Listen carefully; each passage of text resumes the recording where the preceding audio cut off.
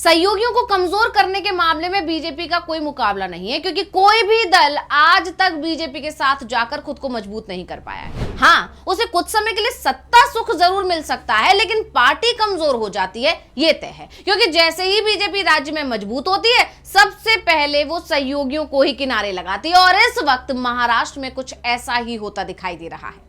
कहने को महाराष्ट्र एनडीए में बीजेपी के साथ शिवसेना और एनसीपी भी शामिल है, लेकिन अब जब महाराष्ट्र में विधान परिषद की 17 सीटों पर चुनाव हो रहा है, तब बीजेपी इनके साथ सीट बंटवारे को तैयार ही नहीं दिखाई दे रही है। ज्यादातर सीटें वो अपने पास रखने की बात कह रही है और इसके चलते एकनाथ शिंदे भड़के हुए हैं। वहीं एनसीपी के तेवर भी बदले बदले दिखाई दे रहे हैं। सवाल उठ रहे हैं कि क्या महाराष्ट्र में एनडीए टूटने वाला है? तो इसी पर आज हम अपनी स्पेशल रिपोर्ट में करेंगे बात। नमस्कार, मैं हूं अंशिता।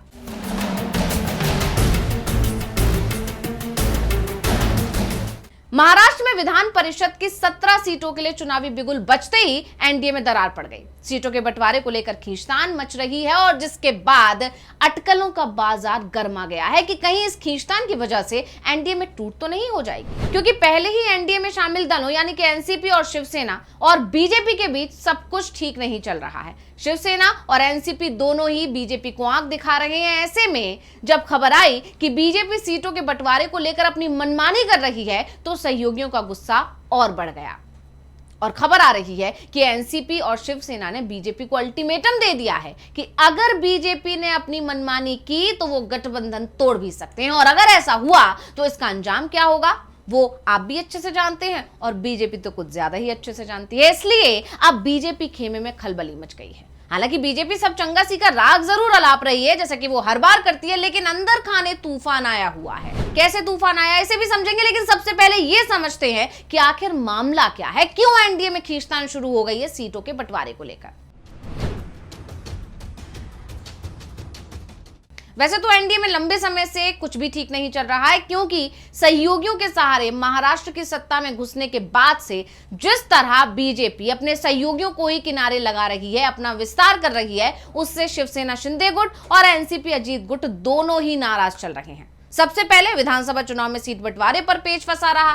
दिल्ली से मुंबई तक मीटिंगों का दौर चला और जैसे तैसे इस पर सहमति बन पाई, तो उसके बाद जब सरकार बन गई, फिर उप मुख्यमंत्री और मुख्यमंत्री पर पेच फंस गया और बाद में मंत्रालय के बंटवारे को लेकर भी नाराजगी की खबरें आई। यानी हर जगह बीजेपी अपनी मनमानी करती आ रही है। और अब महाराष्ट्र में विधान परिषद की खाली हो रही 17 सीटों को लेकर भी महायुति के घटक दलों में पेच फंस गया है, क्योंकि बीजेपी यहां भी अपनी चला रही है। खाली हुई 17 सीटों में से सबसे ज्यादा यानी 12 सीटों पर बीजेपी ने अपनी दावेदारी जता दी है। यानी उसने पहले 12 सीटें अपने लिए अलग कर दी हैं, कह दिया है कि इन 12 सीटों पर तो बीजेपी चुनाव लड़ेगी। और इससे सहयोगी भी दक गए हैं, क्योंकि बीजेपी की सहयोगी पार्टी अपनी मांग रख रही है।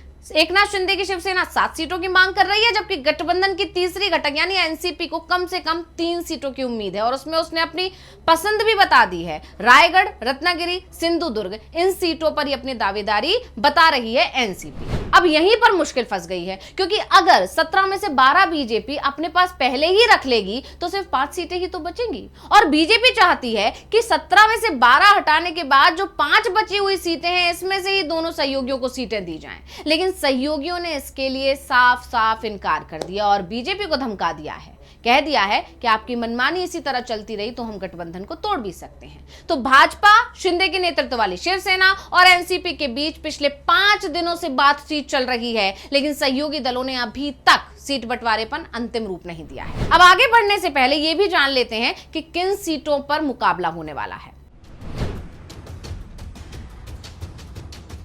तो आपको बता दें कि इस बार जिन 17 सीटों पर चुनाव होना है, उनमें से सोलापुर, जलगांव, भंडारा, गोंदिया, वर्धा, चंद्रपुर, गढ़चिरौली, अमरावती, धाराशिव, लातूर, बीड़ और नागपुर उपचुनाव जैसी सीटें बीजेपी के पास हैं। शिवसेना के पास ठाणे, नासिक, यवतमाल, परभणी, हिंगोली और छत्रपति संभाजीनगर, जालना सीटें हैं। वहीं अहमदनगर, पुणे और रायगढ़, रत्नागिरी, सिंधुदुर्ग सीटें एनसीपी के खाते में, जबकि कांग्रेस के पास सांगली, सतारा और नांदेड़ सीटें हैं। और इन्हीं सीटों को लेकर पेच फंस गया है।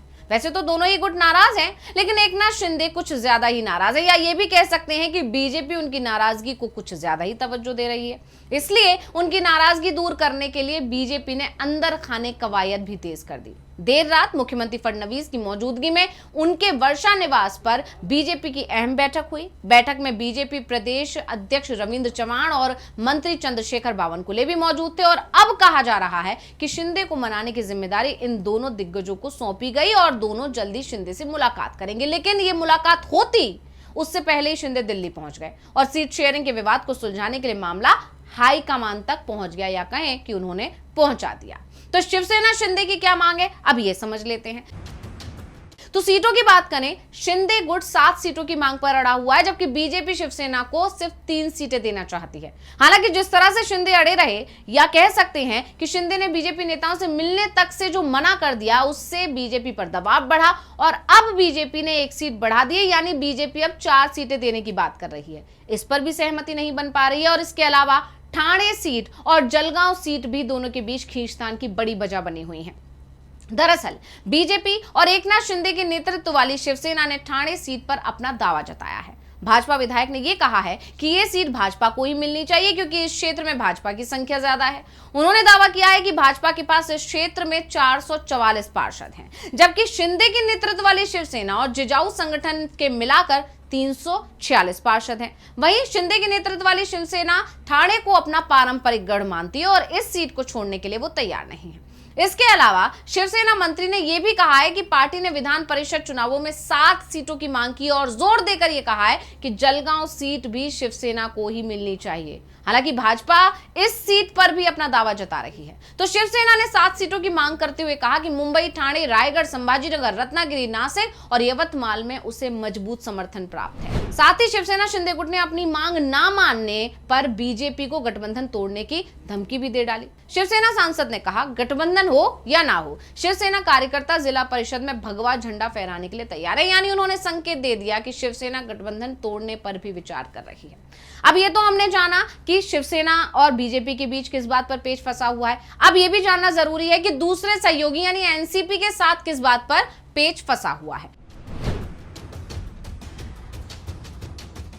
तो आपको बता दें कि एनसीपी के साथ विवाद की वजह यह है कि वो कम से कम 3 सीटें चाहती है, जिसमें अहम रायगढ़, रत्नागिरी, सिंधुदुर्ग सीट भी शामिल है। जबकि बीजेपी पहले एनसीपी को 2 सीटें दे रही थी, लेकिन जिस तरह शिंदे ने नाराजगी जताई, बीजेपी पर दबाव बढ़ा और गाज गिरी एनसीपी पर। अब बीजेपी एनसीपी की 2 सीटों में से घटाकर सिर्फ 1 सीट देने की बात कर रही है, जिससे एनसीपी और ज्यादा नाराज है कि बीजेपी उसके साथ अन्याय कर रही है। शिंदे के दबाव में एनसीपी की सीटों को कम करने का बीजेपी का जो फैसला है, एनसीपी को बिल्कुल पसंद नहीं आ रहा है और इसलिए खबर है कि एनसीपी भी बगावत कर सकती है। और जैसा कि आप जानते ही हैं, एनसीपी में टूट की बात तो पहले से ही चल रही है। एनसीपी के लगभग 25 से 30 विधायक घर वापसी यानी शरद पवार से हाथ मिलाने वाले हैं, जिसकी सबसे बड़ी वजह यही है कि पार्टी नेताओं को लगता है सुनेत्रा पवार बीजेपी से बार्गेनिंग नहीं कर पा रही हैं, वो सिर्फ परिवार हित देख रही हैं। अजीत पवार के निधन के बाद से बीजेपी अपनी मनमानी कर रही है। वित्त मंत्रालय भी बीजेपी ने ले लिया, लेकिन सुनेत्रा कुछ नहीं बोल पाई,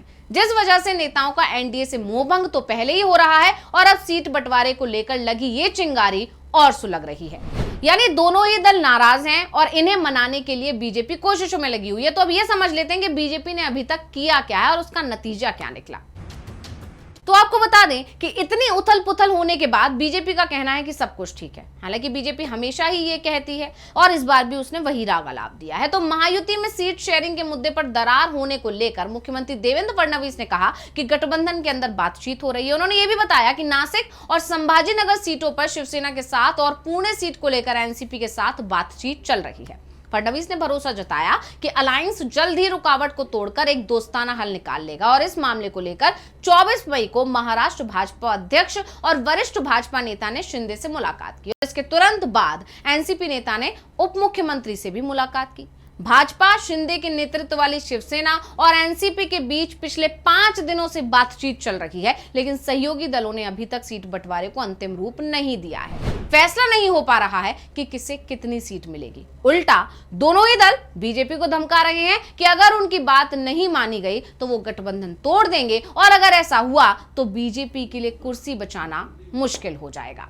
तो स्पेशल रिपोर्ट आपको कैसी लगी, हमें कमेंट करके अपनी राय जरूर दीजिएगा। इसी के साथ मुझे दीजिए इजाजत। देखते रहिए डीवी लाइव। नमस्कार।